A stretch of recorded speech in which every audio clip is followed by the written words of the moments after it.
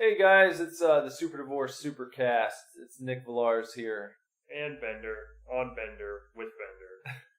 Bender was just telling me about an amazing tattoo idea. Yeah. You want to? I feel like you should just. It's the intro to the show, but I feel like you should tell. It's the intro. Okay, so we'll intro this show by saying I'm going to get this tattoo, okay, of Bender from Futurama, but he's going to be the girl version of Bender, and then he's going to be dressed as John Bender from The Breakfast Club, and then he's going to be drinking a lot of alcohol. So, And it's going on you. and it's going on me. I'm getting it tattooed on my butt, literally. So, at the end of the day, I'm getting a gender Bender dressed as Bender on a Bender tattooed on Bender. And, you know, it's extra funny. If you guys follow me on Instagram, you know my Instagram name is Bender Butt, and I'm getting it on my butt. So, it's pretty funny. That's like, I don't know what you even call that. It's somebody commented on my Facebook post about it and said it was Benderception. Yeah, that might be the most. I don't know how many levels are there exactly. Like 7. But I don't know if anyone's gone that deep with a tattoo before. I don't think so. But I'm gonna do it. I live for puns, that's wonderful. and I can't pass that up. You know, I'm so glad that you're doing that. yeah, it's gonna happen. So we have a good show lined up today. Yeah, we have a good unplanned show lined up. We're going to talk about a lot, and it's like, in the show, I think we talk about like a giant size issue or double size of a certain comic book. I feel like this is almost like a giant size or double size episode of our podcast. Yeah, kind of. I mean, we talk about comic books, get you a little bit prepped for super fanatics. We talk about movies. We talk about why I don't like comedies. We talk about Haunted houses. Haunted houses coming up. We talk about our new album. Both new albums. Both. What else? We talk about video games today. What type of beer were we drinking? Yeah, I know that's what everybody's thinking. What kind of beer were we drinking? So it's a special, unplanned, double-sized episode of the Super Divorce Supercast. A Magnum size. Magnum. We talk about condoms too.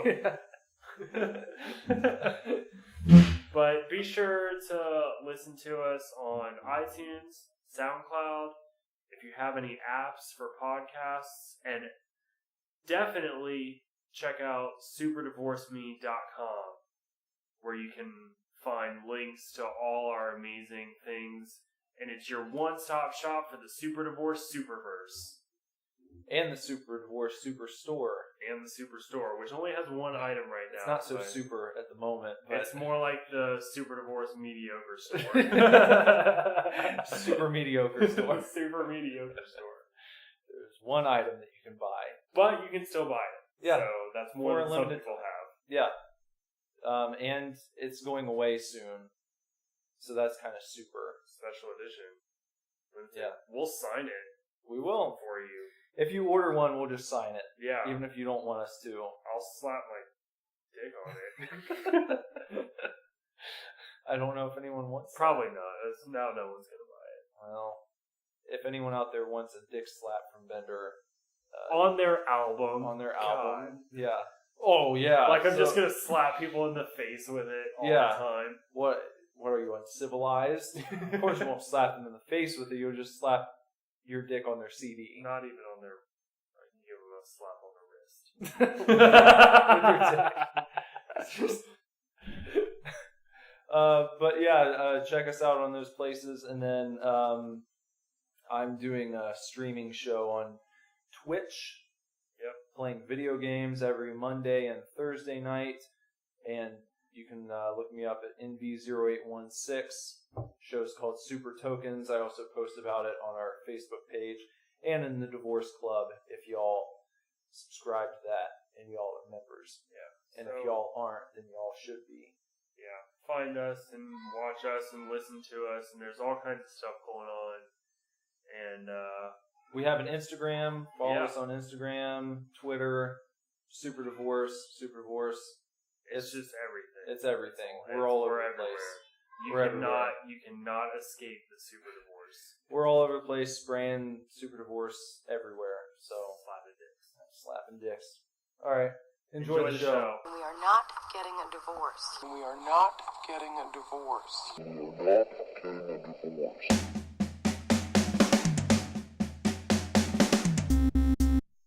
Hi. Hello. We're just jumping right in. Yeah, I guess we're just like no planning. No, what are we talking about today? No, nothing. We're just like dry start. Or a hard start. Saying, well, I was reading something on Facebook last night about The Office, the show. Yeah. And it was just a list. It was like the 33 best hard starts to The Office. And I was like, I wasn't really sure that it was called a hard start. But I guess it's just where they like throw you in. I've heard cold. Yeah. Yeah. But they said hard start. I was like, I don't really. I guess it makes sense. It sounds more like a porn term. Yeah, a hard start. Like the if you're watching a video, and he's just already got a raging boner.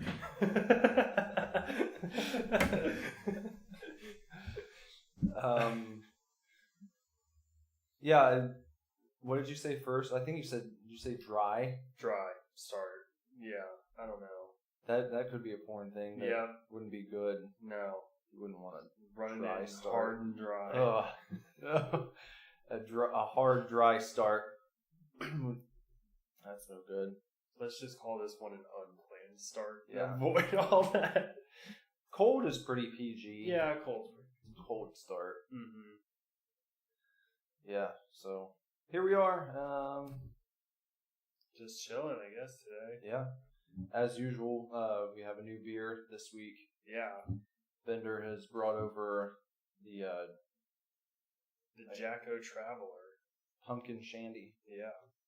I figured I would keep the fall pumpkin beer theme going, while it's available. Yeah, it's a good idea. It's kind of like our version of the pumpkin spice latte. Yeah. It's from the Traveler Beer Company. Yeah. I don't know if I've had any Traveler before. I don't know, but I bought this just because of the way the bottle looked. It's pretty cool. It's a cool design. Yeah, I like it. It's almost like classic Halloween, kind of, Which, that's kind of how the labeling for last week's beer was as well. Yeah. If I recall correctly. Yeah, a little. I think it would be fun to find a beer that was like a pumpkin ale or something, but it just had like horrible, gory, like horror movie moments on all the bottles. Like they just toss the classic 50s Halloween out the window and they're just like, this shit's scary, drink it. I feel like there's probably some company out there that's done it. Yeah, somewhere. Small microbrew. Like, I'm surprised Rob Zombie doesn't have a beer. Seems like he would. Yeah.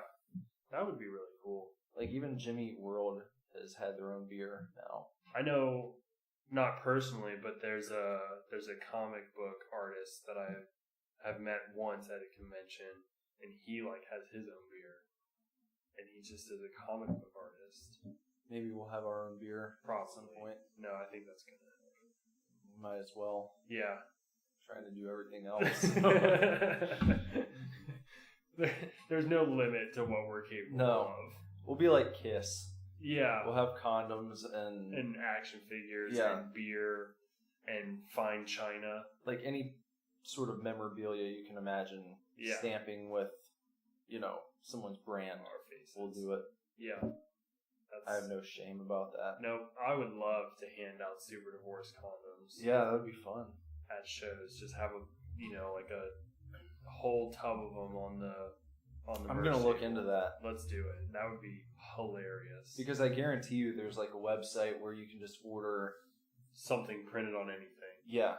Or I was thinking like a condom retailer who just has an option where it's like, want your own custom design on condoms? Yeah. Click here and yep. it'll be like we're gonna do it. 100 or 500. You better do it fast before somebody steals the idea. Yeah, I know. We're talking about it on the podcast. Every other band will start doing it. Then when we finally start playing shows, just be like, you guys copied off everyone else. Either that, or we'll be fine because nobody listens to the podcast. Yeah, that's true too. You know. Except for this one idea we'll somehow Like get this out. one. Just this one. Yeah. Oh, man. Yeah. Speaking of... Oh. No. Well, I was going to say, I guess, speaking of Rob Zombie, I don't know if I mentioned it to you in the last cast or anything like that, but we're going to see an advanced screening of his new movie. Yeah, you told me that, I think, a few weeks ago. Yeah, that's next Thursday. So, yeah, because I was interested in trying to go, and then I remembered that I was going to be out of town. So, yeah. Yeah, well... It looks really cool, though. I'll let you know how it is, I guess. I'm sure we'll talk about it. I'm sure we will. It's going to be awesome. Well, plus that weekend is Horror Hound. Or not, Days of the Dead. It's both, but I'm going to Days of the Dead. I was looking at Horror Hound's lineup coming up, and it seems pretty solid. It got better. Yeah. Like, I know the guy from... the guy who directed House and Monster Squad is going to be there. Oh, really? Yeah. I noticed Tony Todd will be there. Yeah, I saw that. And he's really cool, but I've met him before. So it's not like... I almost was like super stoked because I thought that Robert Kirkman was going to be there. Oh, yeah. And I was like, fuck, yes, I'm going to get like Outcast signed and shit. Mm-hmm. And then it's Robert Kurtzman, who's like who's a special effects artist. Yeah. And I was like, fuck, I was so excited for a minute. But, yes. David Arquette's going to be at that one. Mm-hmm. Which, so like, Scream. If I had a WCW championship title, I would have him sign it. Because I don't know if you know or not, but he was WCW champion at one point. Yeah. Like before movie stardom? Or No, after? like when he was David Arquette, the actor, like in 99, 2000. It was like right before.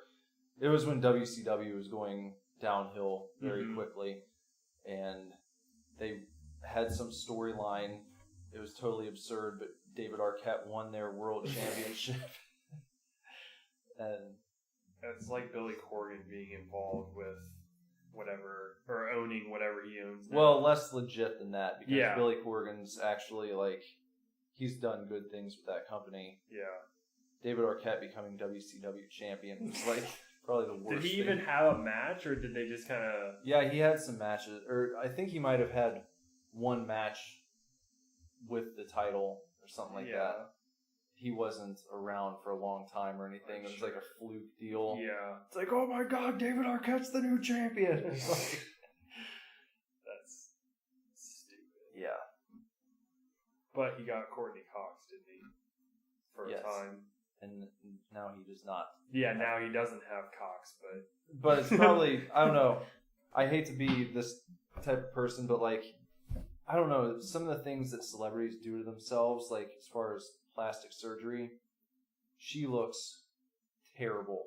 I haven't seen her recently. She doesn't even look like the same person.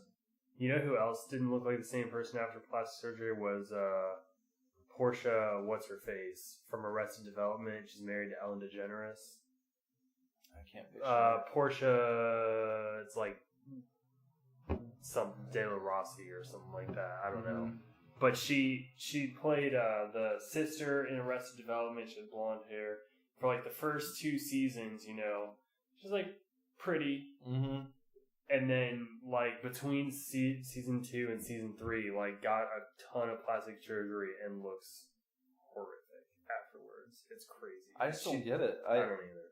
And so many women who do it, they, in my opinion, look great beforehand, and then afterwards, it's like, I don't know. It's they always end up looking like a mannequin or something. You know, the face just gets like all stretched and it looks very tight. And Courtney Cox, like her eyes look really, really strange now. Really, it's creepy.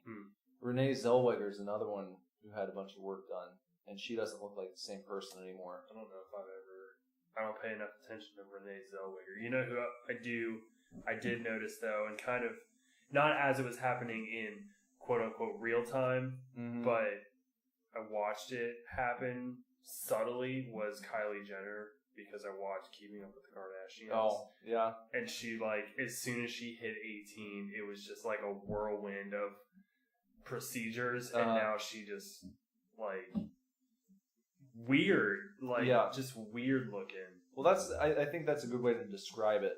People just end up looking weird. Yeah. Like, they don't look like humans anymore. Yeah. Because she their looks face disproportionate. Their face usually gets, like, stretched and pulled in ways that no one else's face happens to be. So you can pick it out when you look at it. It's just, like, something unsettling about it a lot of times, you know? I'm not talking about, like, subtle things, like, someone has a nose job done or something. Even that can be disconcerting at times and look weird, but I don't know. Courtney Cox, I was going to say, she was like one of my first crushes ever. Yeah. From when she was in Masters of the Universe, the movie, in the 80s with Dolph Lundgren. And she looks beautiful in that movie, and it makes me sad to go back and look at her now because it's just like... It's not the same. It's like 1978 Michael Jackson compared to like 1997. Right. And I know he had other things, but whatever.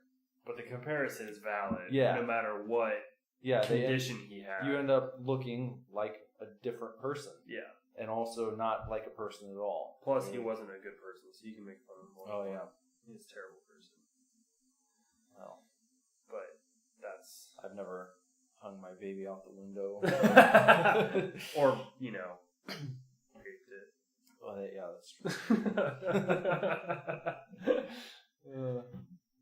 Oh my gosh.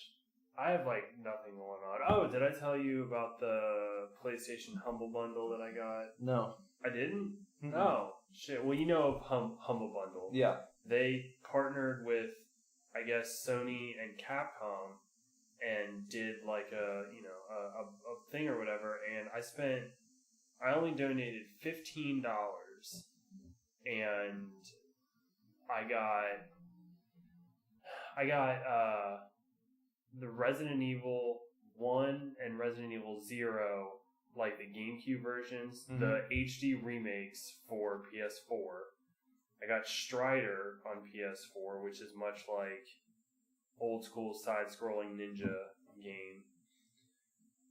And then on PS3, I got Lost Planet 3, Mega Man 9 and 10, Remember Me, the Devil May Cry HD Trilogy Collection, and like 3 other games. Damn. I only spent $15. It's a good deal. Yeah. It's legit. Oh, Street Fighter 2 remix and Super Street Fighter Puzzle Quest or whatever. Those as well. That's pretty cool. Yeah, it's pretty awesome. I have a lot to play now. Where did they have that, like on PSN or what? No, my buddy just like messaged me on Facebook and he was like, "Hey, this is happening," and then I just went to humblebundle.com. I don't know how it works like for consoles. So what do they do? You donated the money and then they sent you an email with a verification code, and then you would you went to the website and like collect codes or whatever, and you would enter the verification, and then it just popped up with a whole list, and you just went down one after the other and clicked redeem, and then it generated a PSN code. Oh. You just went to PSN, typed it in, and it was like, this is valid for this game, and download it. Pretty cool. Yeah. Did you check like how much in savings you received, like if you would have bought all those games? I spent $15 exactly. Yeah. Resident Evil HD Remake alone is $20. Damn. So, well, it's a good deal. Yeah, it's like I got those games for like pennies. Yeah, basically. I don't know if you got a chance to check out the stream at all last night. I tried, and my phone was just not. It's not letting me do shit with Twitch. Well, it would have been a bad night to try and watch anyway, because there were some issues with the stream and buffering, and also I found out after like 25 minutes that my mic wasn't picking up any of my audio. Yeah. So that's annoying. I was like, you feel like a dumbass because you've been sitting there talking this whole time, but no one was hearing anything. So. Yeah, I saw Jess earlier, and she was telling me a little bit about it. And then I saw your post in the club that you're going to try again tonight. Yeah. I'll try to get on and watch. I like was watching on my phone, and for a while I was just clicking the links that you were posting, and the video was just popping up, and then I was going. Yeah. But I wanted to attempt to chat with you, So there was like no options on the screen that I was on. So, but there was a button that was like switch to desktop mode. So yeah. I was like, oh, okay, cool. I'll just like do that and then be able to chat or whatever. Well, I clicked it and it made it worse. And also, like, I can't figure out how to get it back. Like, there's not an option to go back to mobile version. Is there, I'm guessing there's a Twitch app. I guess probably. I didn't even look. Okay. That's true. For like as long as I've had an iPhone, the convenience or the thought of like, oh, I wonder if there's an app that'll let me do this. Yeah. Just never crosses my mind. I don't know why. I don't use apps for a lot of stuff, I guess. I just have like movie tickets and pizza. Yeah. You know? It's like that's all I have. Yeah. I would look and see if there's a Twitch app. That's a good idea. I don't know what to think of that. No. But I'm gonna try again tonight to play Land of the Dead, Road to Fiddler's Green on the original Xbox. I'm butthurt that nobody voted for what is it, Stubbs? Oh yeah. Zombie. I was expecting that to win because that game's really fun. Yeah. And I was looking forward to playing it because I haven't played it in years. I just hooked up my original Xbox in my office so I can start streaming older games. So on episodes of Super Tokens in the future, it's going to be pretty much open season. I'll probably pick to start off with like 3 games from a system for people to vote on, and then after I've kind of covered each one, then I'll maybe mix and match. Yeah. Do like one NES game, one PS2 game, and like a PC game one week that people can vote on and so forth. So it's pretty cool to have that opened up as an option now. Yeah.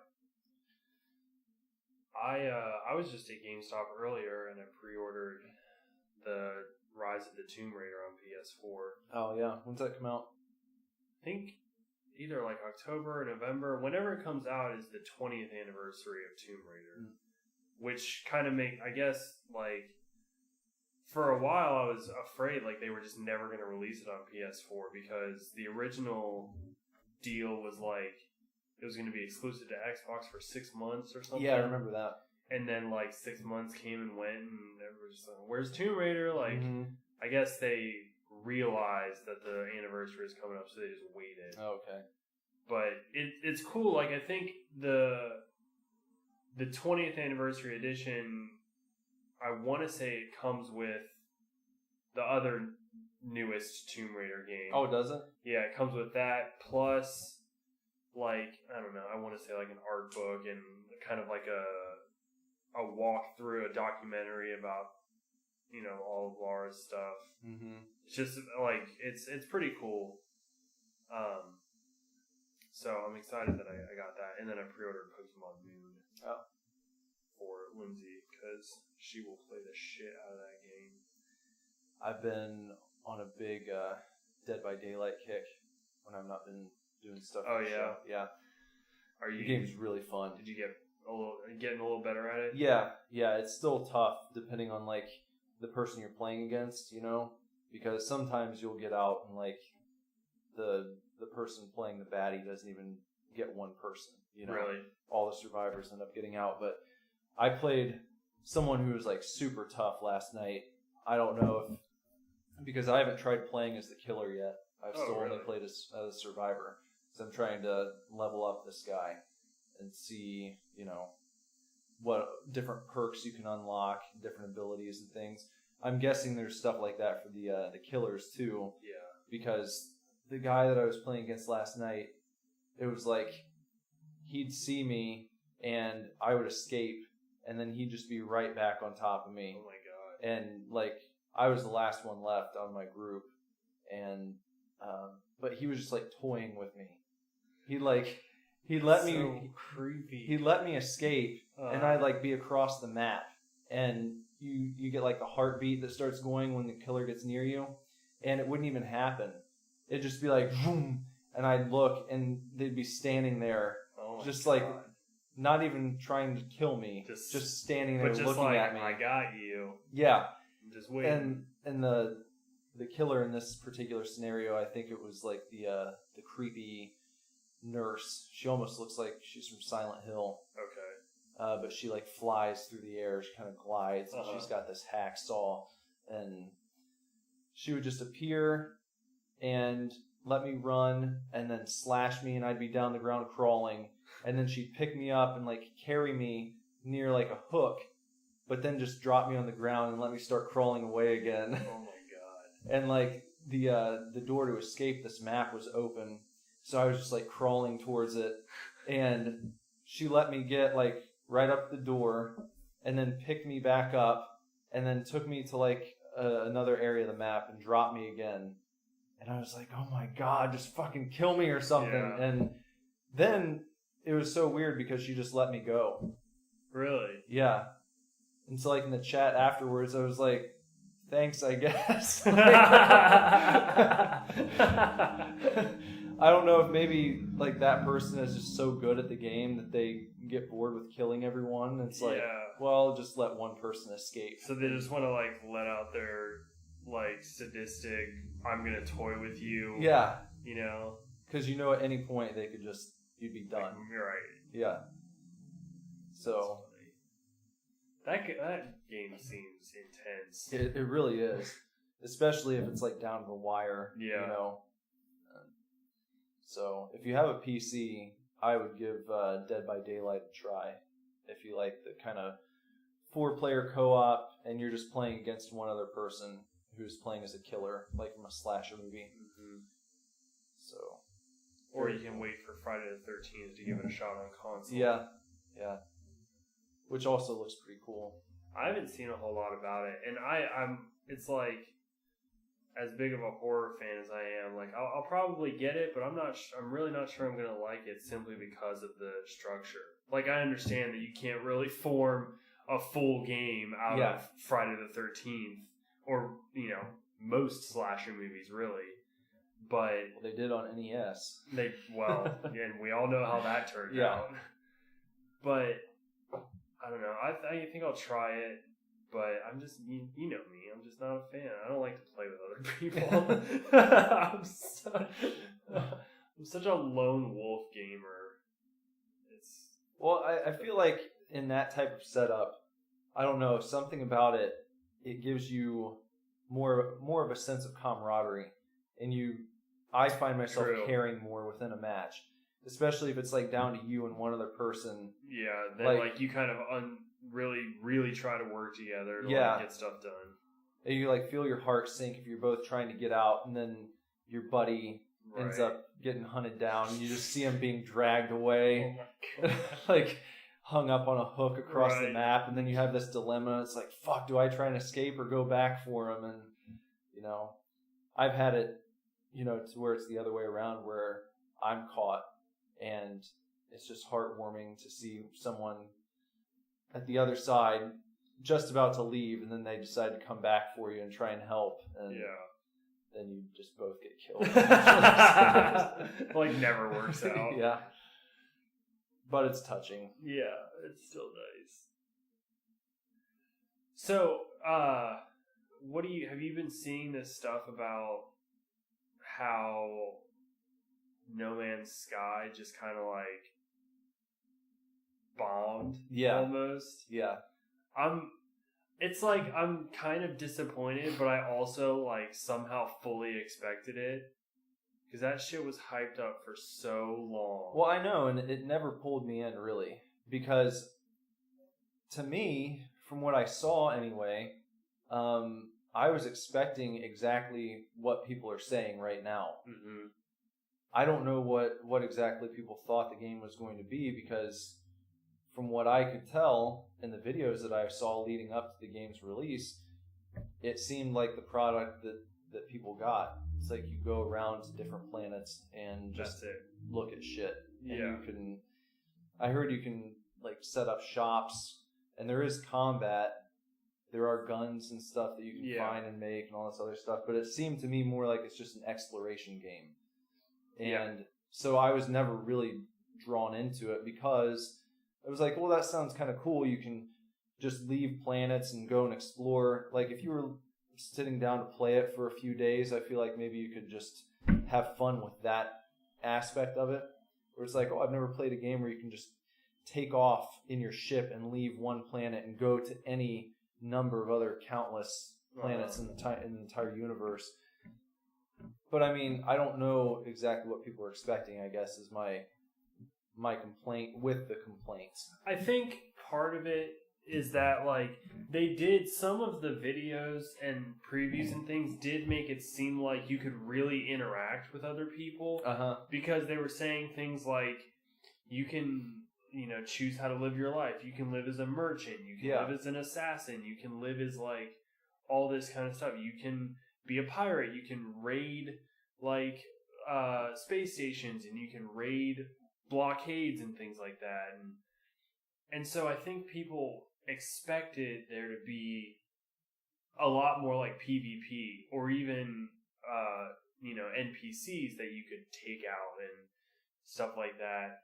And it's really just boiled down to looking at animals. Yeah. Like, there isn't a lot of space combat. There isn't a lot of PvP, you know.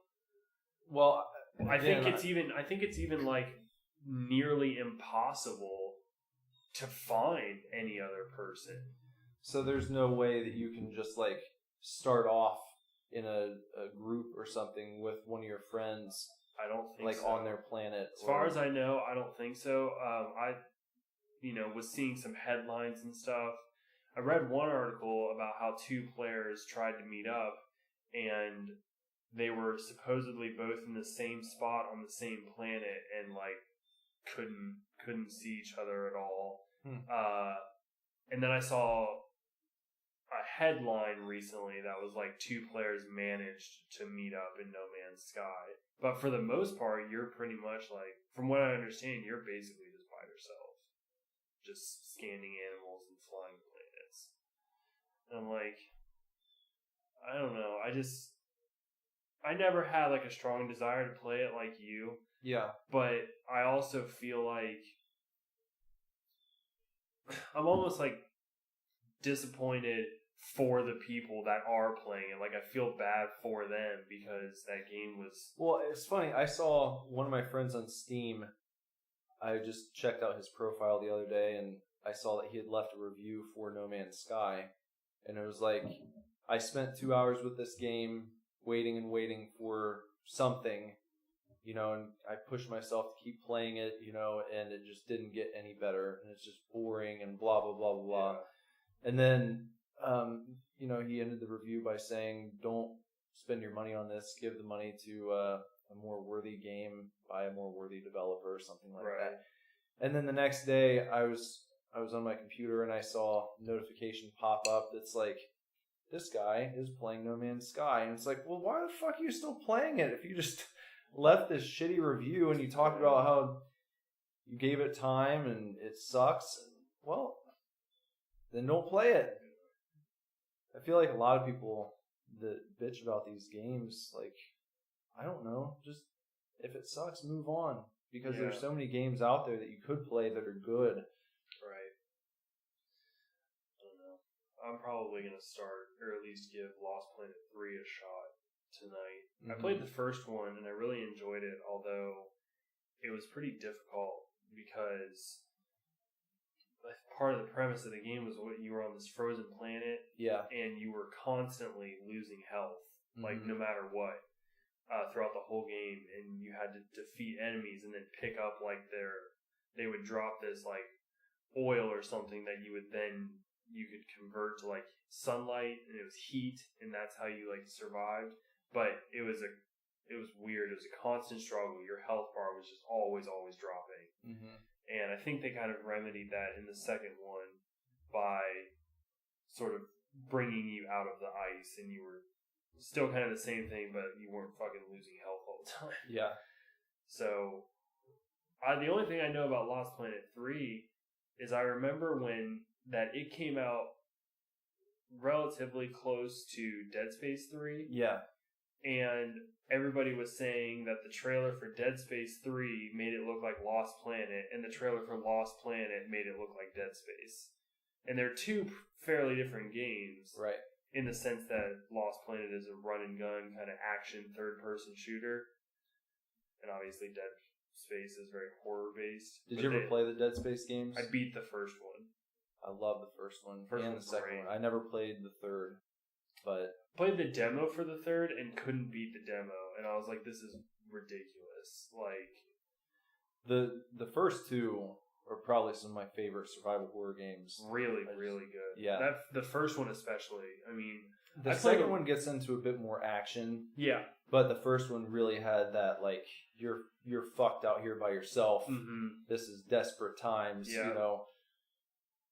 Which was great, because a lot of games that try to be survival horror end up just being action games.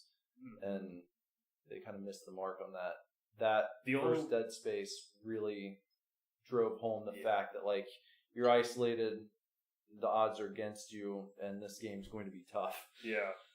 I'm surprised that I'm surprised I beat it for how little I play, especially survival horror. Like, I really don't, again, as much as I love horror games are very frustrating to me, but I persevered through Dead Space, and I think I probably played it on the easiest difficulty, but I still had, a little bit of a tough time with it. But it was awesome. I mean, I would play the second one. I should really give it a shot. The only other one I've beaten is Resident Evil 4. Which is the only game you mentioned, a lot of times survival horror borders on that action. Yeah.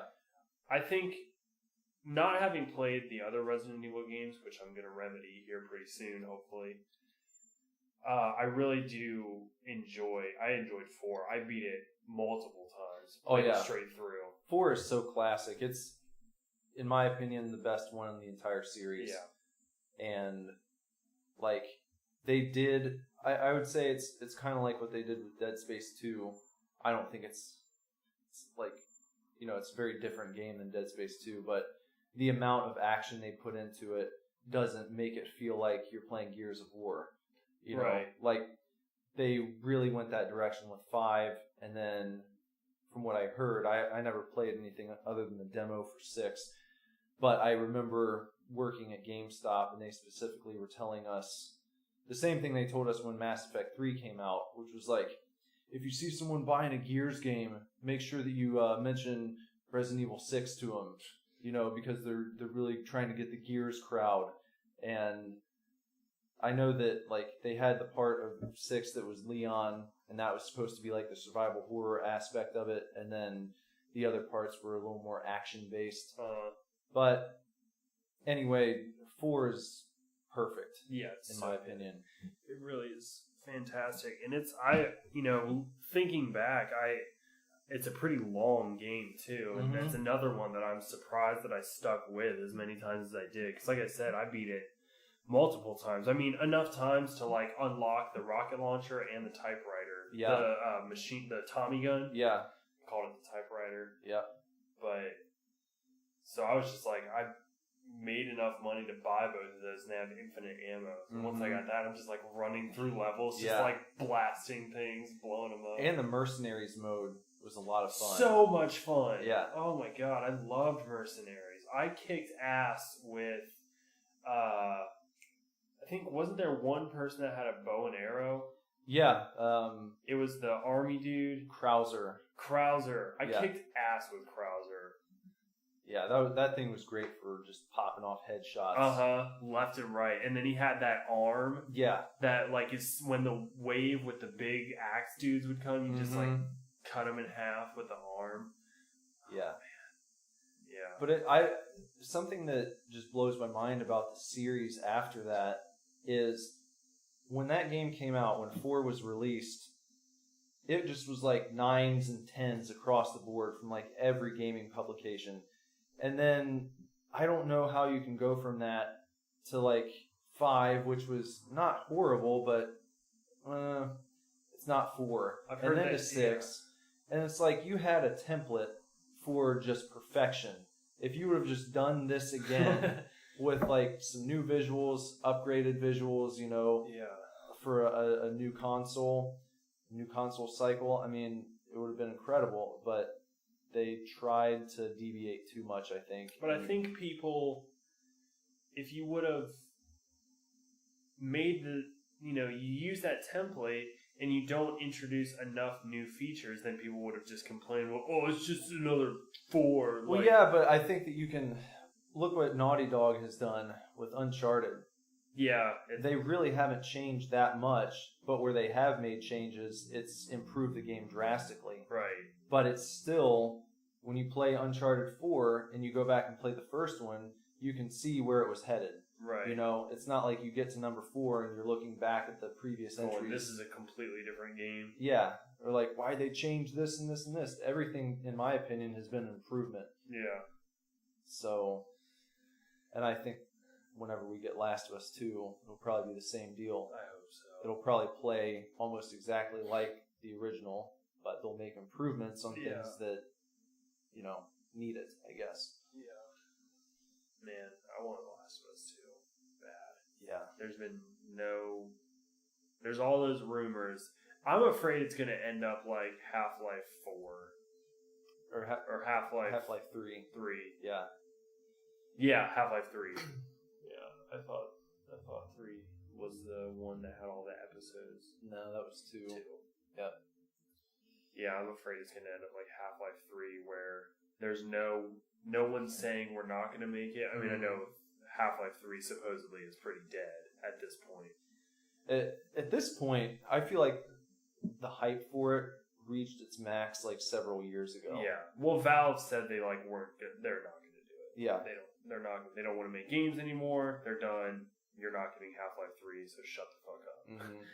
But yeah, I worry about that with Last of Us 2 because it was the first one was so well received. Like, you can't not deliver on the second one. But it sucks because I feel like the end of the first one was good enough that if it was the only one, it's not like you're really left asking a ton of questions. No. You know. Yeah, it would be fine unless they had a great idea for another story or how to continue it. I think it would be best to leave it alone. I think until we get Last of Us 2, we're going to have a spiritual successor in Days Gone. Yeah.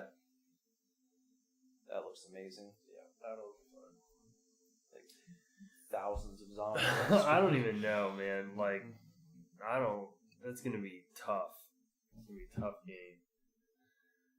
I want to bring up, we were supposed to, or at least way back for the first podcast, in the Divorce Club, Mr. Justin Ortiz commented asking us what we thought our favorite albums of 2016 were. Do you recall seeing that? I do. We have not addressed that. Thank you for remembering that because that's something that we need to get around to. I think he's a pretty loyal listener, so he deserves to be answered. So, best albums of 2016. I think the first album that really caught my ear this year was the new Deftones record that came out. Yeah. I haven't heard it. It's amazing. Yeah. Front to back. There's no downtime.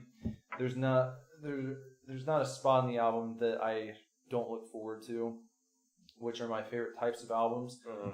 You know, I feel like sometimes a band can put out a record and it has like maybe a song or two that you love, and one or two of those songs might be, I don't know, you might like them more than any of the songs on another record that same band put out. But you can also have a record that just goes from front to back so smoothly and flows so well that you like the record as a whole Right. better than you like those This two other song. songs you were talking about. You know, you just put it on. I just like that, you know, and I feel like I'm not the first one to bring this up. Plenty of people have, but these days in the era of iTunes and Spotify, you know, it's so easy to just go from one tune to another just with a click of the mouse, or to buy one song instead of buying an entire record, you know. It's a lost art in a way to just sit down and enjoy songs 1 through 10 or 1 through 12 or whatever. Yeah. And to get in your head how the album flows and to like anticipate when one song's over, the opening notes in the next one. You know, that's something I really enjoy. And going back to the albums of 2016, that Deftones record really did that for me. And so I really love that one. Oh boy, I don't even know. I've been checking out a lot of new stuff, but I Not haven't necessarily albums from this year. Yeah. That's where I'm at, because I don't. It's hard. I don't keep up on music necessarily, or I'm not constantly going out and searching for like the next new thing. Like I'm very. I mean, of course, I'm extremely open to listening to new things. I'm just not looking for it. I mean, I'm very set. I kind of have that like that parent mentality where it's just like I have my music and like I'm fine with my music. Yeah, but, I understand. I've consciously tried to remedy that in myself. Yeah, which is how I discovered Grimes. Which is who I was gonna bring up because she's fucking amazing. Yeah, though I don't know if that newest album came out in 2016 or towards the end of 2015. I can't say for sure, but as far as albums that I purchased this year that are new, that would be on the list as well. Yeah, Art Angels is great. I think I've said this to you before, but I really want to fall musically. I want to fall somewhere close to that song "Flesh Without Blood." Oh yeah, such a good song. It's an amazing song. I mean, that's the first one I listened to. Yeah, from her, where I was like, "Oh my god, this is fucking." I mean, Kill V Meme is great. And the video is incredible, but Flesh Without Blood is just like it's so classic pop. Yeah. But you get a little bit of that techno kind of computery feel to it. It's so good. I've been very obsessed with that song recently. And of course, the new Weezer album that came out this year, the White album. Yeah, haven't heard a single song from that either. It's a really good one. I don't like it as much as their previous album they released in 2014, but it's still awesome. They're still continuing their streak of proving everyone wrong. I remember reading this article, I think it was on Pitchfork, which... Fuck Pitchfork, yeah. I can't stand Pitchfork. It's the most pretentious fucking review site in existence. It's absurd.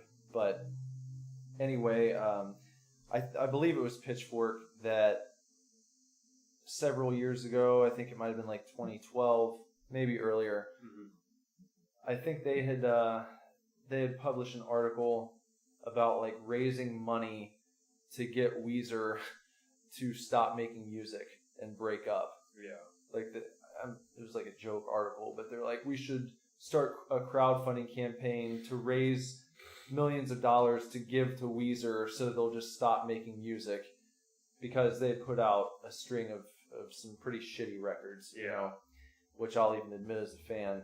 I don't hate them, but in the pantheon of Weezer albums, like starting at Ratitude and then Hurley, and then they had one called Death to False Metal, which was kind of like just a mishmash of stuff that didn't get released. Those were dark times as a Weezer band. But then they released Everything Will Be Alright in the End, which was like a true return to form and is my number 2 favorite Weezer album, actually. And I think that says something. I don't know how you feel about this, but I feel it's pretty rare that a band who's been around for like nearly 20 years, that late in their career, will release an album that you will like put at number 2 or number 3. I mean, the only band that I could say that I would do that with is probably AFI, but at the same time, they didn't hit that commercial, sort of recognition until they were like 6 albums in, or 4 albums in, or whatever it was. I mean, Misery and Cantaria is like their swan song, Mm-hmm. and then to release December Underground right after it is just like genius, because both of those albums are so good. And it's like, I love, Art of Drowning, and I love Black Sails and everything, but it's also totally different music. Yeah. And then I like Crash Love, and I haven't heard a lot from, I think, Burials. Yeah. But I the one song about like being 17 Crimes. It's so good. Yeah, that's a great song. Burials, I can tell, like, has the good potential to be like a pop rock album, much like Crash Love. But Burials was quite a bit darker than Crash Love. Yeah, I knew that, or at least I got that impression, I would say. But so I think that's kind of the only band where I would be like, oh yeah, they've been around for so long, but what they put out late, quote unquote, in their career is what I consider to be some of their best work. Yeah, it's cool to see bands do that though.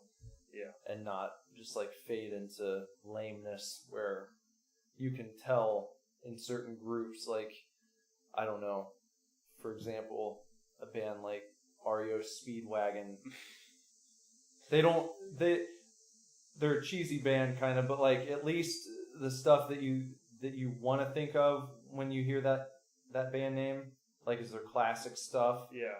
You listen to what they're making now and it just sounds like light rock. Yeah. Like very safe, very, very kind of mellow, but not mellow in a good way. Just like they forgot how to rock, and it sucks.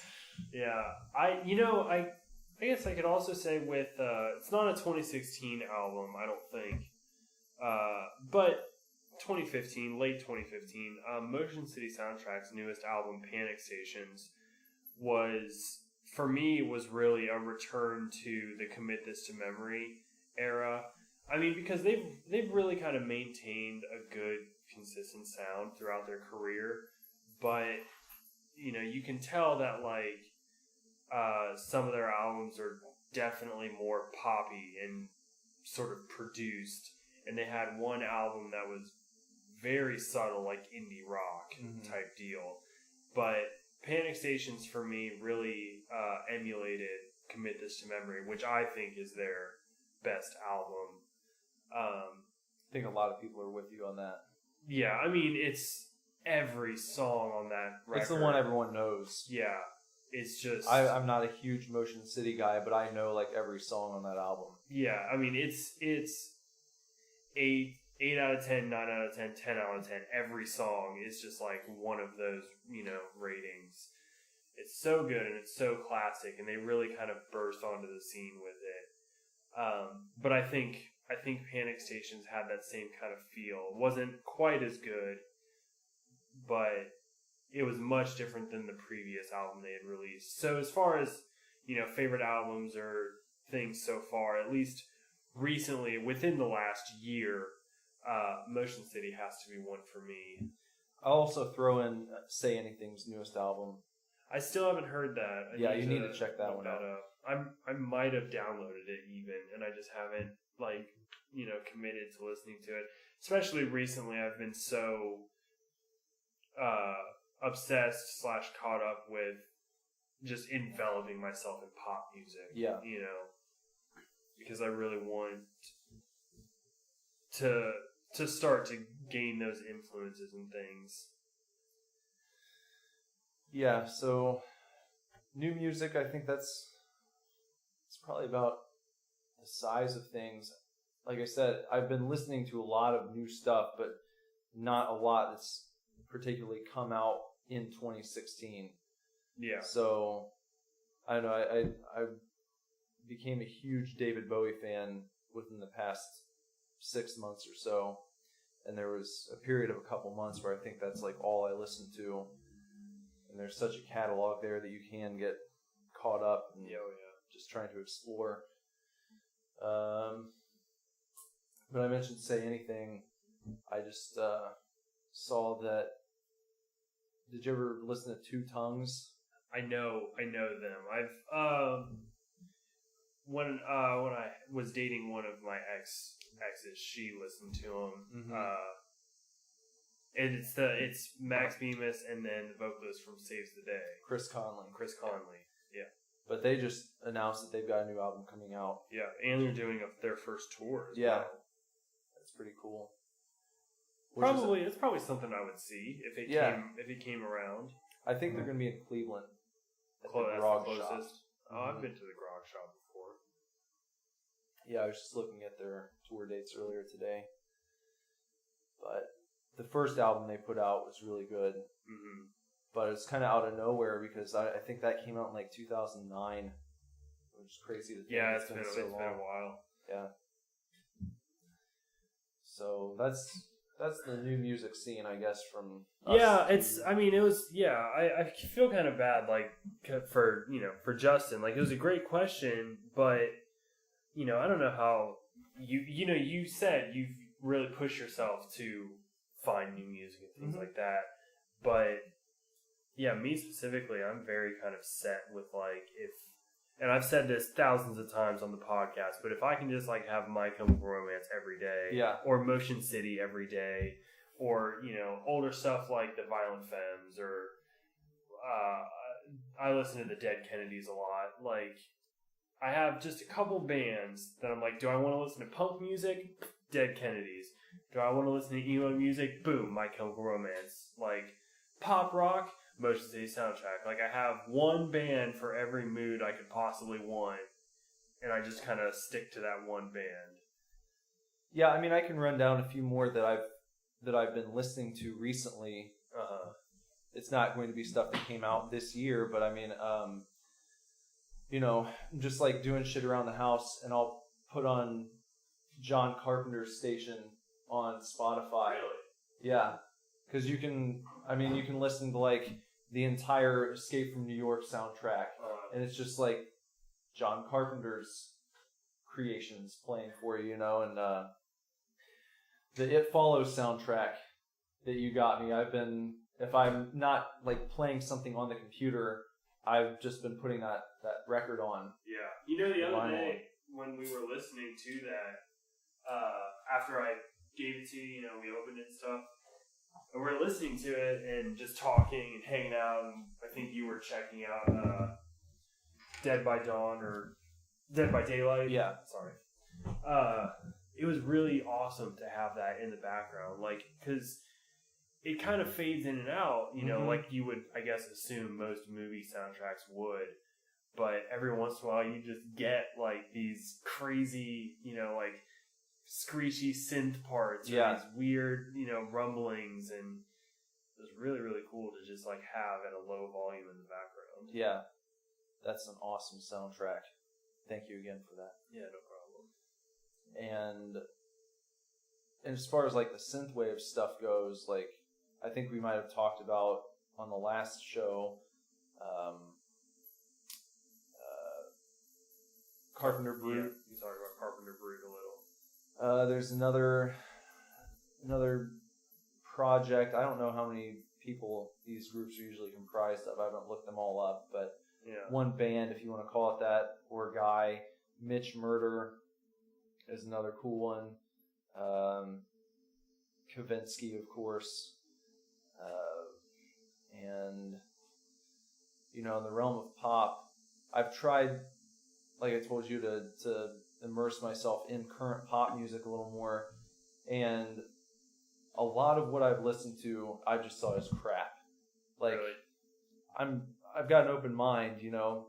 That's how I discovered Grimes. I just looked up one day top selling albums of 2016, and I was going through. It brought up like 50, like the top 50 or something, and I was going through and checking out like each artist on down the list, and one after another, I was just like, Yeah. A lot of it just sounded lame to me, and then you see especially like Ed Sheeran and that kind of shit, and it's just like, what in the fuck is this? That to me sounds like stuff that should be on like your local light rock station. Mm-hmm. It's like, why are especially like Teenage teen girls listening to this? It's just lame, you know. But Grimes, what's the other one that Josh Schroeder turned me on to? I think I sent you the video, didn't I? With like the cowboy dude who like he kidnaps a girl. Basically, the video starts with him chasing a girl through a field, and then he like ropes her up. And there's like a dance number at the end Yeah. or something. Yeah. I cannot remember at all. But it was like a 3-man band, wasn't it? Or something like that. I think they're called like Don Bracco. Yeah. Something like that. I think it might be. Yeah. But I really liked the two songs that I heard from them, and they were both videos, so I haven't like delved into their catalog or anything, but I was impressed by their sound because it was very poppy, but it also didn't seem generic. Don Bracco, everybody.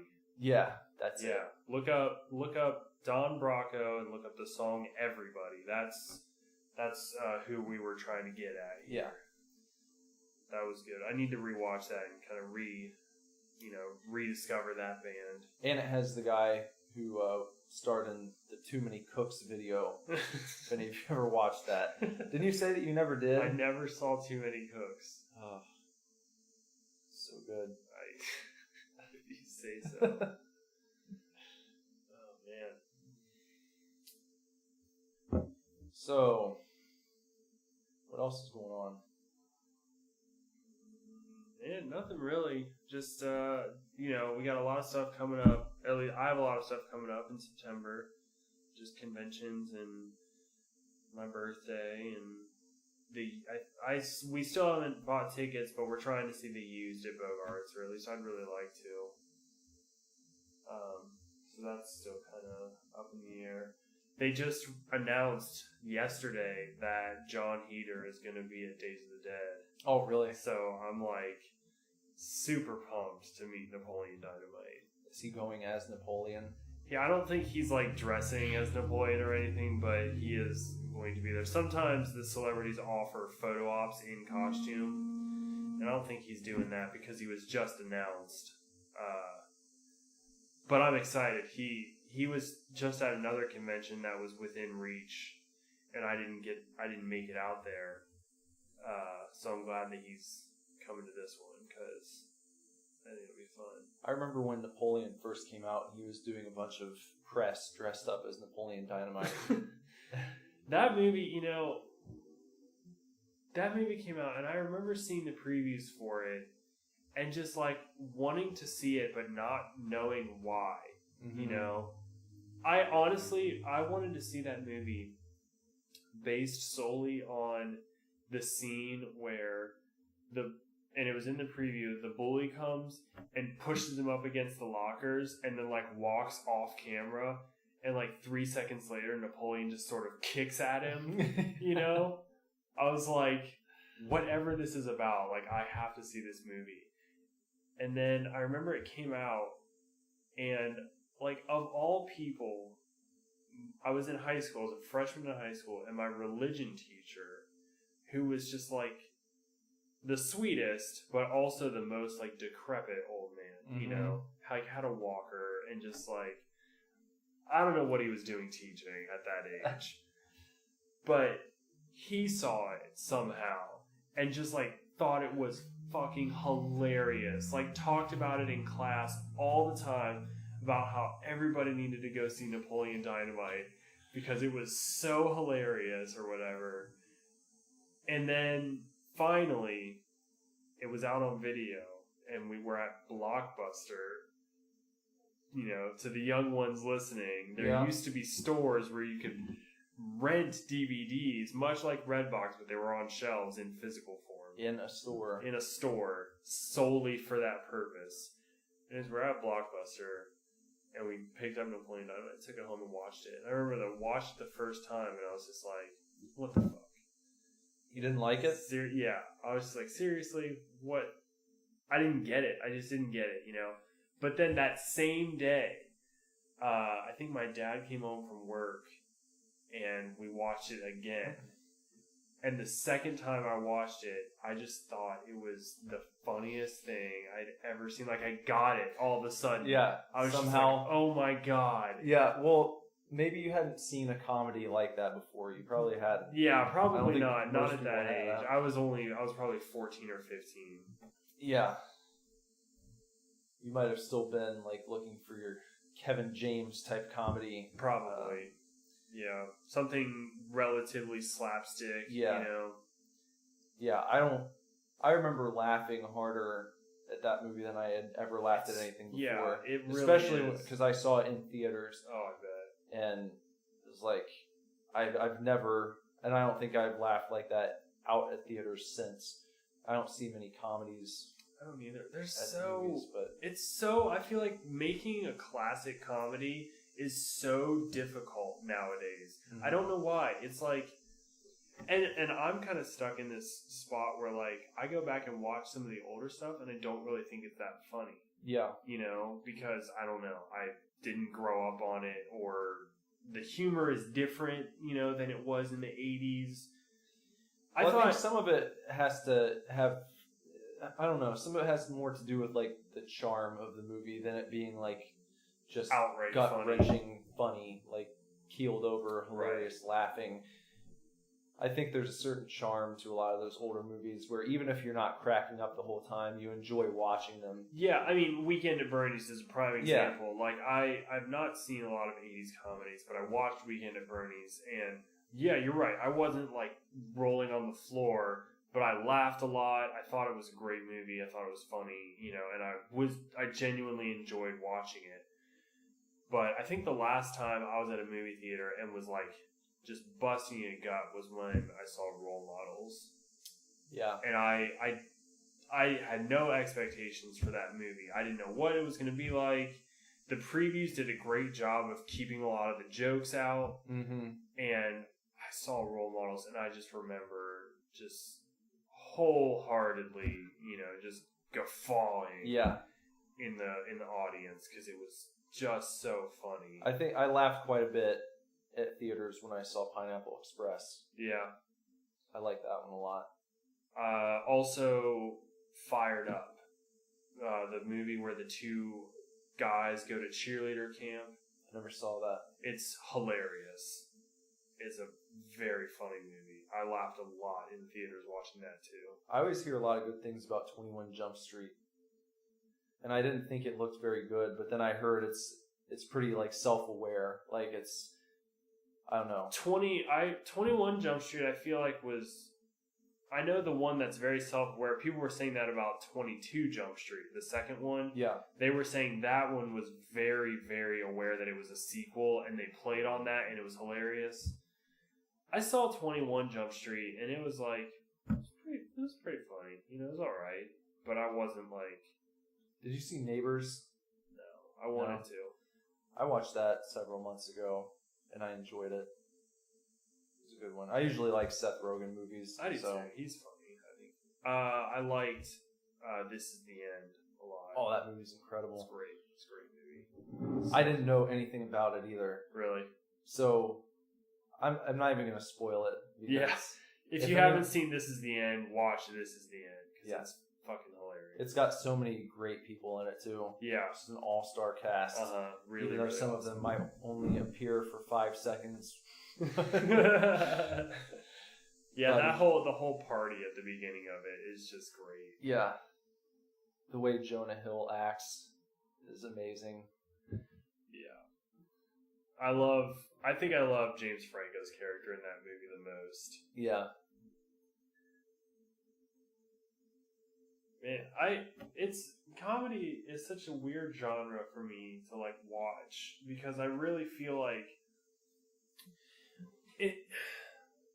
Maybe it's because I've chosen horror as my like number one genre, but even if a horror movie is like kind of bad, I'm not always like mad I watched it or anything. Like it's still like, oh well, could have been better or whatever.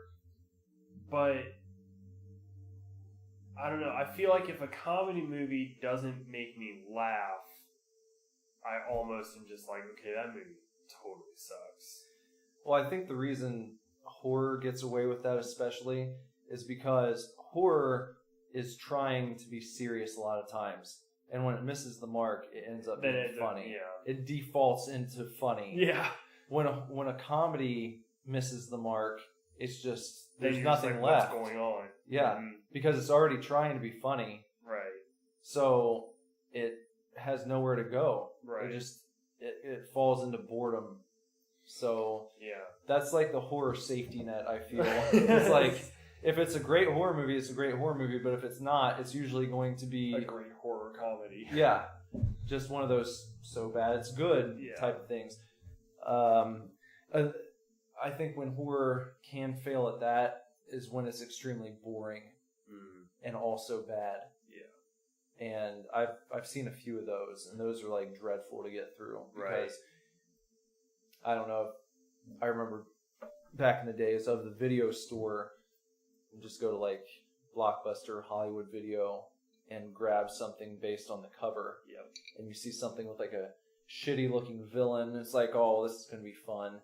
And then it's like one of those movies where the villain's only in it for like 5 minutes and the rest is just like dialogue and it's really boring and shitty and not even funny. And that's a really unfortunate time for the viewer. Yeah. I was just at buybacks earlier today and I was going through and I was kind of looking, because sometimes you can find like cool older horror movies and stuff. I was walking down the aisles and I'd like gone to buybacks with like $20 in my pocket, and I was just like, you know what, I have this cash, like I kind of want to spend it on myself, so like let's go looking for something.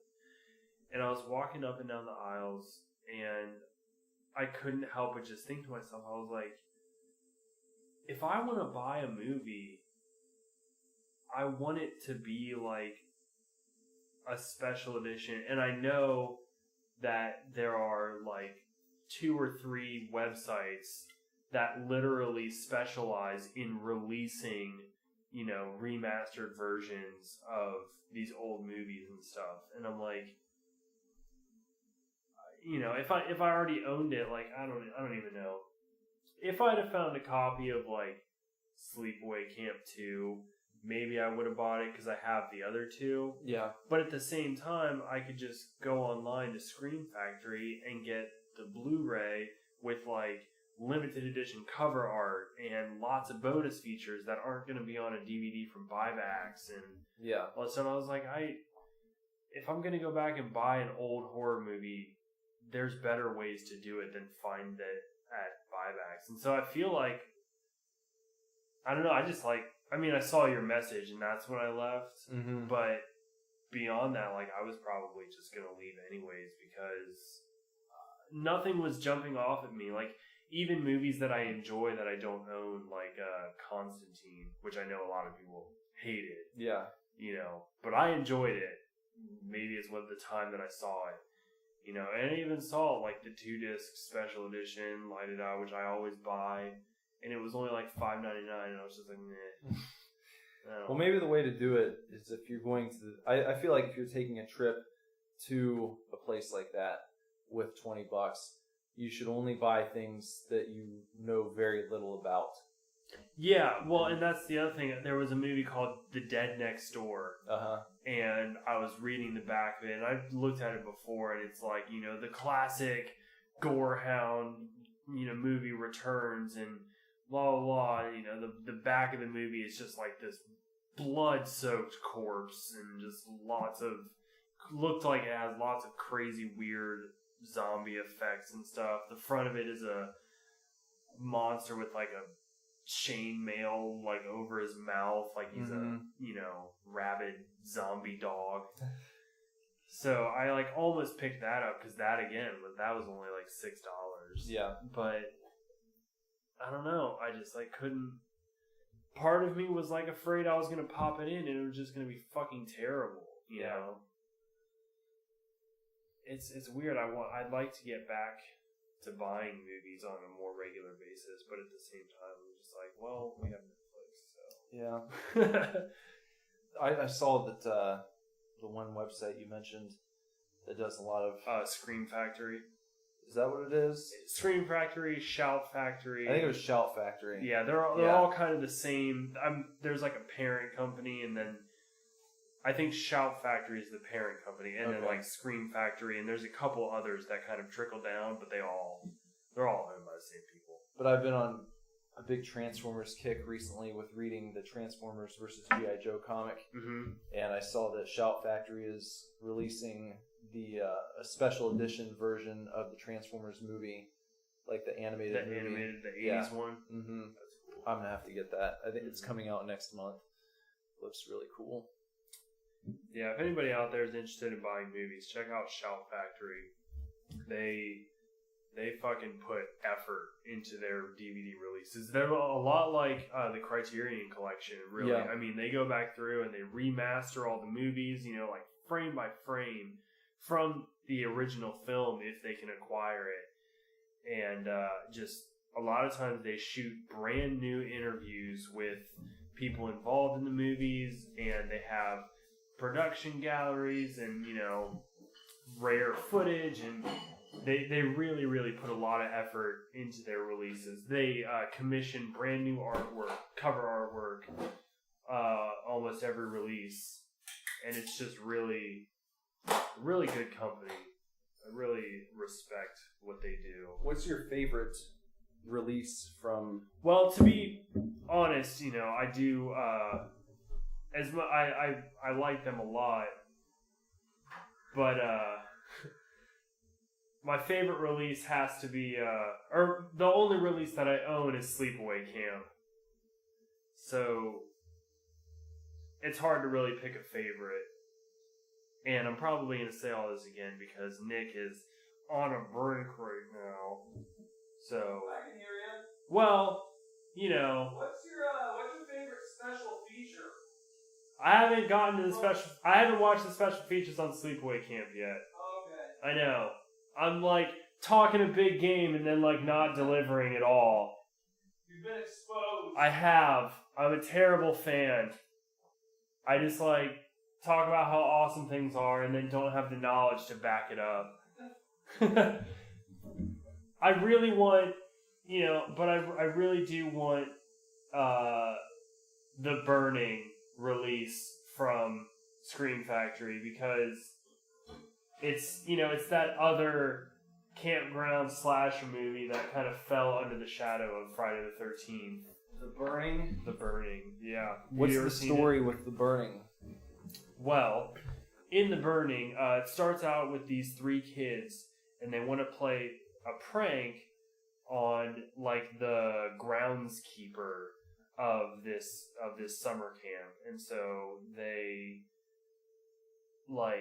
have something weird. It's like a fake skull with a candle, and they sneak into his room and they like light the candle and then they kind of put it next to him while he's asleep, and then they like go outside and they tap on the window to wake him up, and he wakes up and he sees this skull staring at him, and he like whacks it and it sets his it catches his sheets or whatever, sets his bed on fire, and then burns the whole little shed down or whatever, and he survives, but he's burned all over his body, and then he gets carted to the city and treated, and then he goes back to the camp and kills everybody. Yeah. Kills them all. And he uses hedge clippers. Okay. That's like his his weapon of choice. And the movie, that particular movie, I feel like I might have mentioned on the podcast before, but that particular movie kind of falls into the shadow of Friday the 13th because it's one of those where the summer camp is in full swing. So there's children in the movie, and he kills some of the kids in the movie.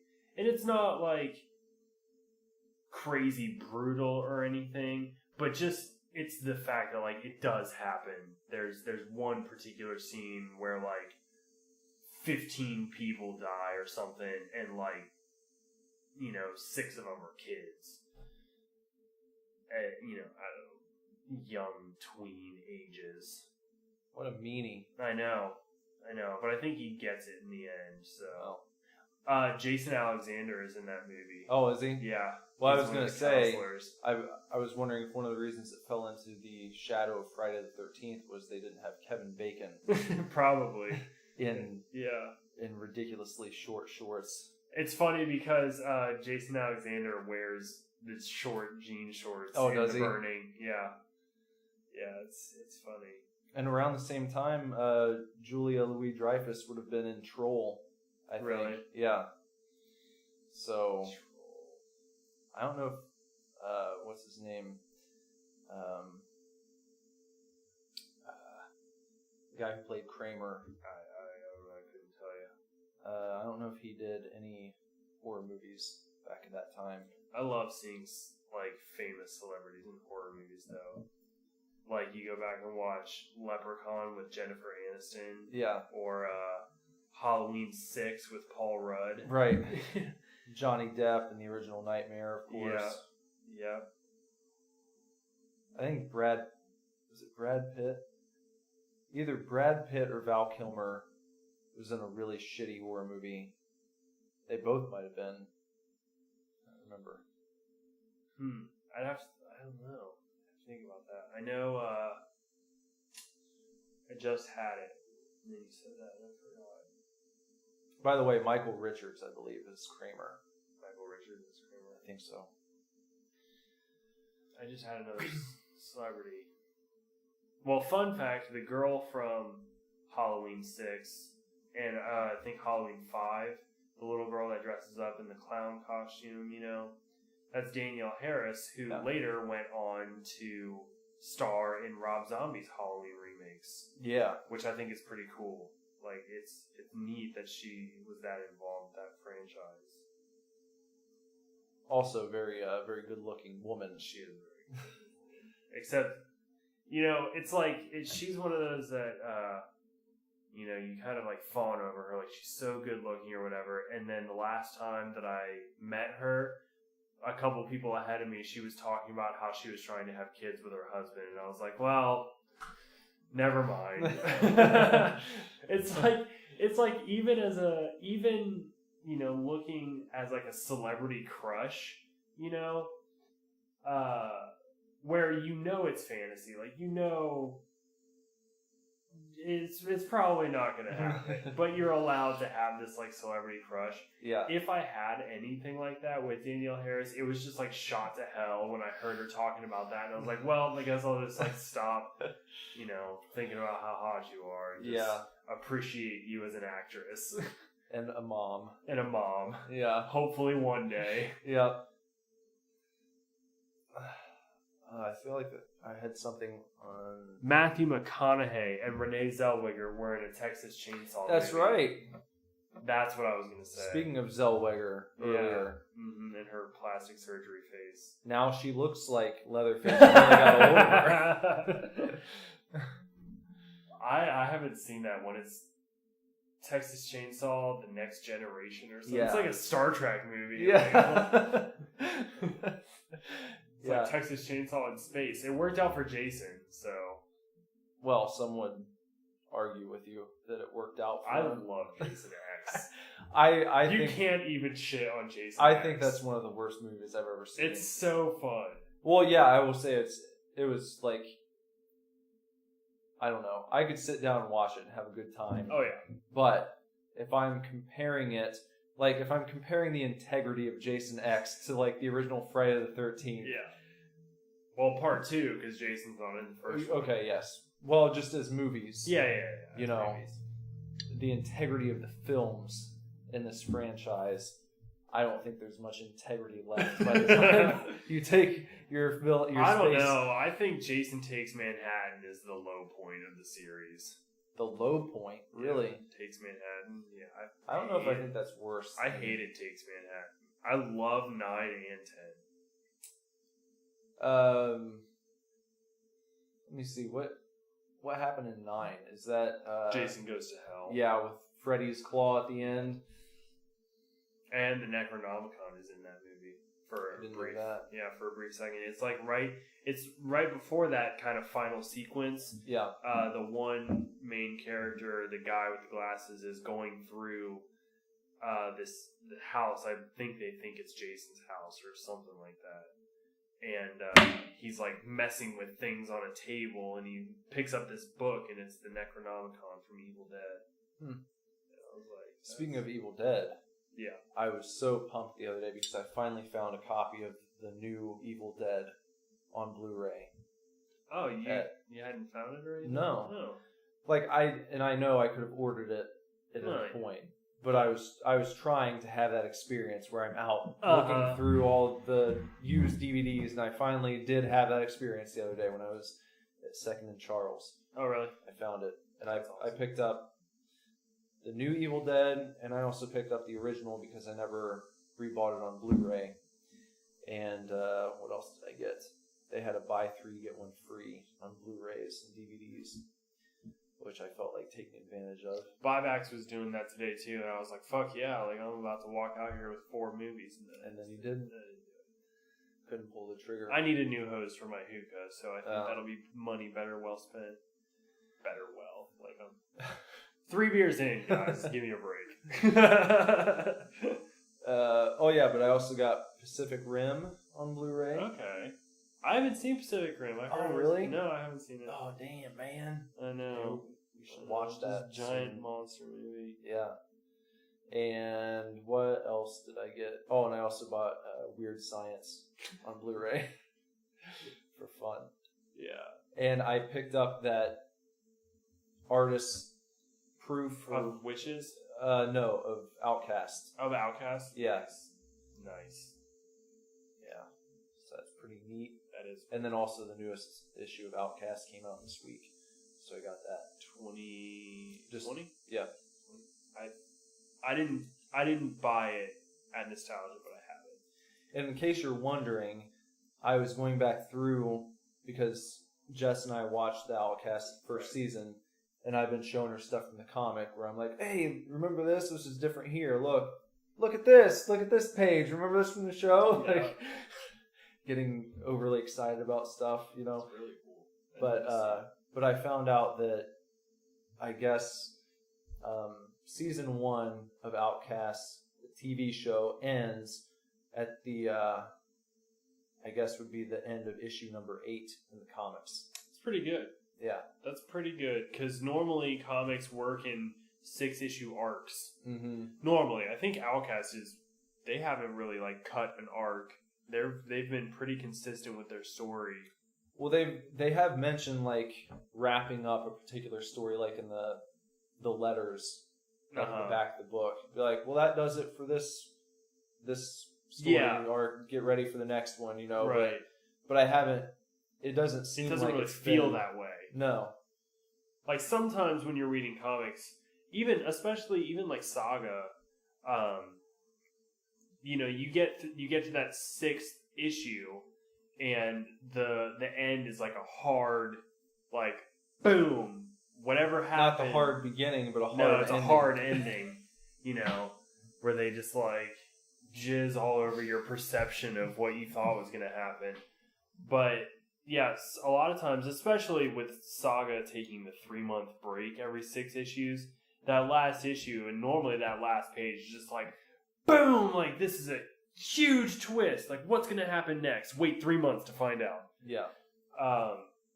But I think Outcast is one of those, is unique in the sense that even though they are wrapping up stories, or whatever, it still feels like a very progressive narrative where you're not getting that. Okay, they definitely resolved this issue. Now we're gonna start something brand new for the next couple issues. It's more like the arc ends with a new question. Yes, that's going to be addressed and resolved in the next arc. And I know that's Outcast isn't the only comic that does that, but I understand what you mean. It's one of the only ones that I read that does that. Yeah, I think that in superhero comics you can feel that hard cut, that hard ending a lot more. As soon as they defeat or put in jail like whatever bad guy they were facing, then it's really like it's really a hard stop. Then the next arc usually picks up with like, oh, it's peaceful times. Right. Then something and I breaks go on up, a date with so and so and so and so. And then something bad happens and it leads into the new story. But yeah, with Outcast, it's more like this shit is just a thread continuing on, and you know you're gonna have more questions all the time. Yeah, it's really good. You know, I didn't give Walking Dead a huge chance, partially because it's so far gone. And I know, like... And you don't like the black and white, right? I really don't. It really gets to me. I mean, even I have... What if I color in the compendium? Just the whole page by page, just color it. You know, like, I have the full, complete collection hardcover of the Sin City series. And, love that the movie is black and white. Can't fucking stand that the comic is black and white. Like, I don't know what it is. But I never read the books that were, I guess, the basis for the second Sin City movie. Oh, Damn to Kill For. Yeah. Yeah. I don't know. I could let you borrow the big damn Sin City. For some reason, it seemed like the first movie was so revolutionary, and the second one came out, and like no one really talked about it or gave a shit. It was not bad, though. It's just it wasn't as strong as the first film. But yeah, no, you're right. Walking Dead, I never really gave it a chance because the black and white just like kills it for me. Although, but Kirkman as a writer, like I never experienced it until I read Outcast, and he is just fantastic. Like I was talking of writers here. That the Transformers G.I. Joe comic I've been talking about. Yeah, I finished it a few nights ago. Like the comic is the whole series is over. Yeah, it went 1 through 13. Oh, that's kind of a bummer. Don't you hate that? I do, but I don't think it was set up to be more than that. They had the idea in mind of what they were going to do. It was almost a mini series. Yeah, a little bit longer than that, but in the series. Yeah, and the last issue was like double sized or whatever, so you got a little more. And part of the reason why it took me a while to read it is because at the end of each issue they have like 3 pages of commentary between the two writers where they go panel by panel or page by page rather, and explain what's on that page and like give you more details, almost like a commentary track for the comic. So it gave like another component to it where you get really into the comic. It's like, oh, this is really cool. And then you get to the back of it and you like have page 1 and they've got their commentary on it. So you flip back and forth reading like what they had to say and looking at it again. And you're like picking things out. Yeah. But anyway, the ending to that comic, like the last several pages, just it was so awesome. I literally was like smiling the whole time. It was like, this is fucking cool. Just amazing. Just the art style, that 80s feel. I don't know how you feel about like classic comics, the way they look. Some people like might Jack be Kirby and like John Romita and stuff. Yeah, like Kirby is a huge inspiration to Tom Scioli, who did this comic. Mm-hmm. And I don't know. I understand how some people can be turned off by it, but the tone of this thing and the fact that it is 2016 and not like 1950 or 60, right.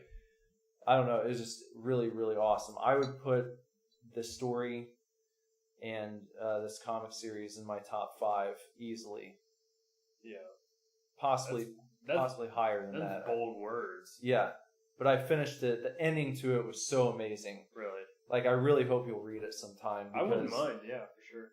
Just, even if you weren't like a huge Transformers or G.I. Joe guy, if you read the comics and then you read the commentary, you're so much more invested because there's a lot of backstory given in that commentary part, you know, and you become more attuned to what these characters are about, you know, right.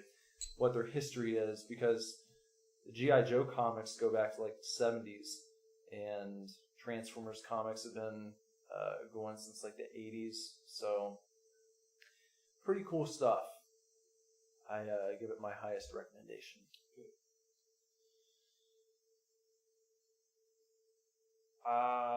I've been reading. Well, I feel like we're getting into Super Fanatics territory. Yeah, I feel like we are. But, you know, we didn't have a plan for today. And it hasn't. Super Fanatics hasn't started we yet. haven't started so. Super Fanatics yet, so I guess you kind of consider this a small preview as to what you might expect from Super Fanatics. But I've been reading this comic called Snot Girl. I've seen that. Yeah. When I've been at the various shops. There's only 2 issues, you know, and it's so interesting because it's like reading a comic that is based in the real world. So, you know, ignoring all the fantasy and superhero comics and whatever, but it's like reading a comic that I know absolutely nothing about the world that it's set in. As in, she's a fashion blogger. You know, the main character is a fashion blogger, and she just, like, hangs out with her friends and gets coffee, and, like, they talk about modeling and all this stuff. So it's kind of like, it's like being thrown into this world of fashion that I'm not, you know, kind of used to, but yet I'm reading a comic that's based on all of that stuff. And it's very interesting. The first issue took a turn that I did not expect at all, which was really cool. And the second issue is, you know, kind of coming up and giving it a very distinct personality. It's drawn really well. The characters are designed really well. I feel like that's kind of my experience with Gem. In the Holograms. Yeah, Gem and the Holograms comic based off the 80s cartoon show, which was done, I found out, by, I think, the same animation studio that did the Transformers cartoon in the 80s. So it's got that vibe to it, but the new comic is much different. But it keeps a lot of the attitude of the 80s cartoon, which I've been watching. It's on Netflix. Check it out because it's really fun. And but yeah, you know, it's like this comic, and I know that they say, well, there's not necessarily like an age range or an audience that this comic is for, so to speak, but it's like Gem and the Holograms, like bright pink and, you know, it's very girly. Historically, it would be considered girly. But I think almost every issue, reading the comments in the back, you know, in the letters section, there's at least one from someone who's like, hey, I'm a 30-year-old man, you know, and I love this comic book, you know. Yeah. But it's like you get a glimpse into a different life, I guess, stuff you're not accustomed to. Mm-hmm. How these girls are talking to each other and the turmoil that ensues and all that kind of stuff, you know. It was a lot like how I felt when I read Archie #1 after they re-released it, and Fiona Staples did the art for a couple issues. I picked up, I think, the first one at least. Yeah, same here. I got the first one at least, and it was like reading an MTV show, a comic book. You know, it was interesting. When you're so used to reading something epic or intelligent. I mean, like, for me, it's like I read not many superhero comics, but the ones that, you know, I read a couple, and then other than that, it's like Saga, which is very, not superheroes, but it's very space opera, very Star Wars-y, and then, like, you know, The Wicked and Divine, which is kind of intelligent in the fact that it's talking about the resurrection of gods and all that kind of stuff, and then Nowhere Men, which is extremely scientific, and, you know, so it's it's interesting to get that where you've got like almost like a tween vibe to it. Yeah. You know, a comic like that. That's what Snot Girl is like. And But if it can still be entertaining to you, yeah, then they're really pulling it off well. yeah. I don't think there's anything wrong with having a target audience, but I think it speaks volumes to the quality of whatever the publication is, the book, the comic, the video game. If you end up bringing people in that are way outside of your target audience, you know, if they're drawn to it as well, that's a sign. You know, that's when you know you're really hitting the mark. Yeah. Which is, I hope, what we do with our music. Hopefully. Talk about our band for a second. Yeah. I'm excited to get music going. I still, you know, I don't really know what's going to happen when we sit down to start writing, but I'm not hesitant or anything, you know what I mean? Like, no matter what, like, I'm very excited to just sit behind the drums and just like, all right, here we go. Yeah. Let's try this, you know, and, I'm excited. I think we're probably going to release kind of like I guess you could almost say like a test album. Like, yeah. We're gonna put a lot of effort into it. It's gonna sound very nice. We're gonna, you know, but which we haven't even talked about. We mentioned probably the first. Well, we mentioned the release date. Well, for the next one. Oh, for the next one. Like the one we do with Josh next summer. And what we do with Josh next summer. Oh, so you want to do a test album before that? Yes. Oh. That's so what this is the first we're talking about it. Yeah. Well, yeah, we're, you know... The whole reset button idea. Right.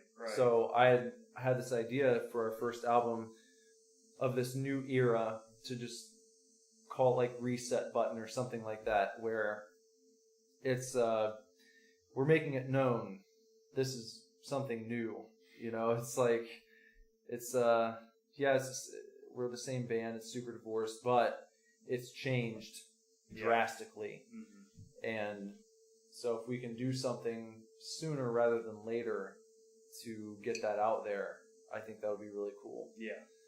So that way people don't have to wait over a year from now to get just a taste of what our music's going to be like, because we can talk about it. But it's like, until you hear something, it's kind of tough to conceptualize exactly what you mean by saying, well, we're going to do a little 80s pop, you know, synth kind of stuff. And it's like, well, how much are you going to do, you know? I don't even know exactly what it's going to sound like yet, and neither do you, which is kind of the fun thing about it. But yeah, it's going to be, you know, when we sit down and start doing it, that's how it's going to turn out. You know, and I don't want you guys to think we're going to release like an EP. No, I mean, I'm not going to be an EP. I'm not going to promise you a full length. I think we can promise a full length. You think we can promise a full length, like quote unquote demo album? I wouldn't even call it a demo. We'll just say that it'll be our first album. Or of the new era. New era? Yeah. And the second one, because we're going to have so much more help with it, I think it'll just... I don't intend for the first one to be bad by any means. No. Or else we wouldn't bother doing it. But I think the step up is going to be insane. Right. No, you know, but I think, you know, we're going to do a first album, and it really is going to be kind of a test for us. Yeah. Because this is a whole new dynamic that neither of us have ever experienced before, where it's just the two of us, and, you know, it's just a drummer and a multi-instrumentalist now. Yeah. So we do need a minute to just kind of figure out what it's going to sound like, how it's going to go, whatever. And you're right, I don't want to say that the second album is going to be infinitely better because we're going to give both albums our all, but we're going to release something that we're going to put a lot of effort into, but you could also consider sort of a stepping stone to a definite version of us. Yeah. It won't be released with, like, demo album in parentheses next to the title. It would just be like, here's our new album. Yep. This is what we're doing right now. So it'll be a much better idea of where we're headed than us just like continuing telling you what we're going to do. Yeah, or continuing to wish you the best, and getting people to listen to it when what we're doing in the future is going to sound absolutely nothing like that. So that's, I think, what got that idea brewing is like, we have this album. I'm not like, I'm not ashamed of it by any means. I'm still proud of it, but it doesn't make sense to continue getting people to try it, or trying to get people to listen to it, because the follow-up is going to be so different. Yeah. If we did get fans based off that album, a lot of them would probably be very confused by what happens next. Yeah. So I don't know. Stick around. Hopefully we'll have something for you in a couple months. Yeah. We to be full on honest, we haven't sat down and started writing yet. But I've been tinkering. Well, I've got ideas. Yeah, Nick has been tinkering a lot, but Nick has also been putting in a lot of effort into learning new instruments. Yeah.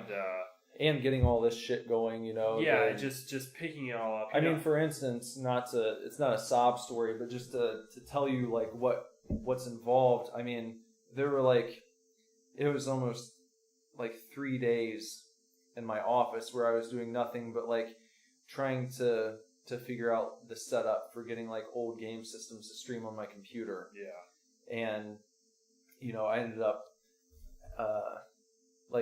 I have my video capture card, that I have to go into to pull the stuff from the old game systems. Uh-huh.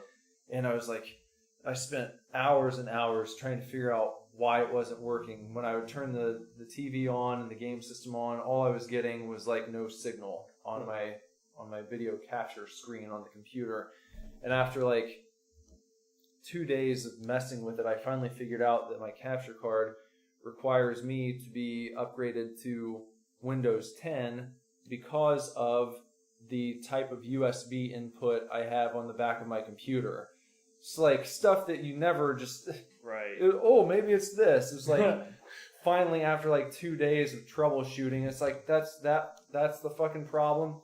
And then that still wasn't even the full thing. It's I was trying to stream my Super Nintendo, and I found out that the capture card will only capture game systems that output at least 480i resolution, which starts with the PS2 and the original Xbox. Okay. So I had to order another capture card to get the super old game systems, and that's an older capture card that I can't use to capture new game systems. So right. I could go on, but it's just so much time goes into all the stuff that we're trying to do here, and we're gonna do the Super Fanatics show that we've been talking about. We're gonna do Super Scary, and we've got Super Tokens, and the SUPERCAST.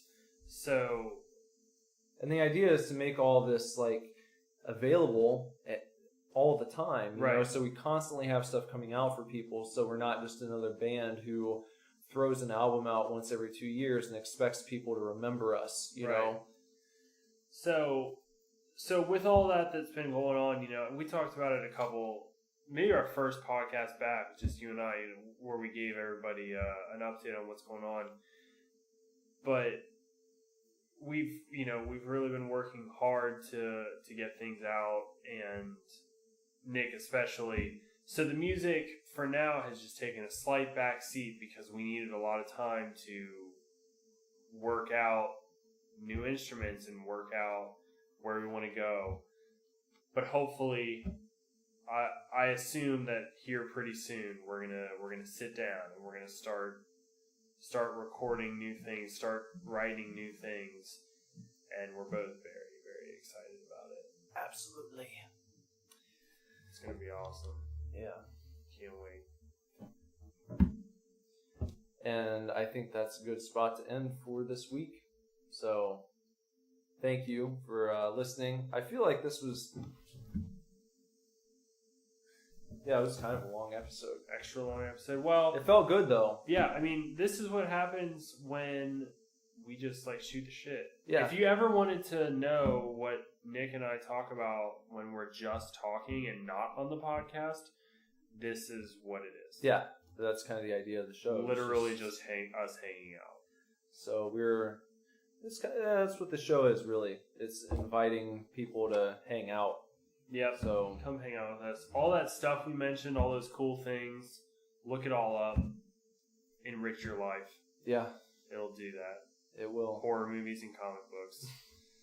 And soon we're gonna be talking about haunted trails and haunted houses. Oh god, yeah. It's very close. Man, you know, I only went to one haunted attraction last year.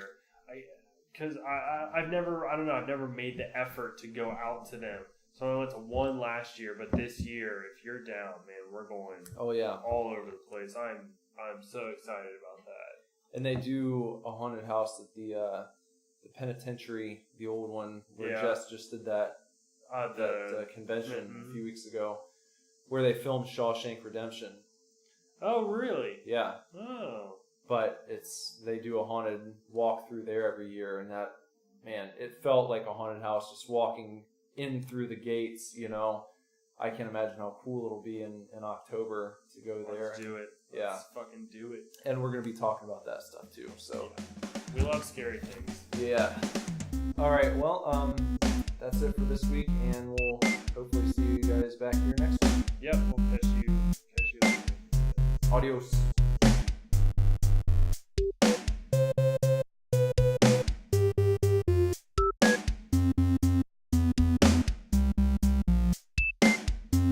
And that's another show in the bag. Yeah.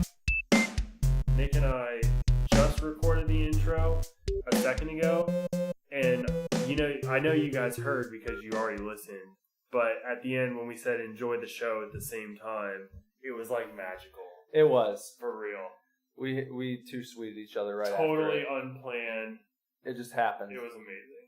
Sometimes you just have that kind of magic. Yeah, sometimes we're just that good. We're on point all the time. I hope you enjoyed our double size, monster size, magnum size, giant size episode. The SUPERDIVORCE SUPERCAST. What's the episode today? What number is it? Is it 25? 25. That's a double-sized issue right Yeah, there. 25. 25. Yeah. It's a little bit of a milestone for SUPERDIVORCE here. It is. So that was totally worth it. Especially looking back when you're like, damn, that whole thing could have ended at like 22. Yeah, it could have. And it didn't. No, because we're way too sweet for that. Way too sweet. And, next week we'll have another and a different type of beer that we're going to be drinking. So and different kind of condoms we're going to be talking about. yeah.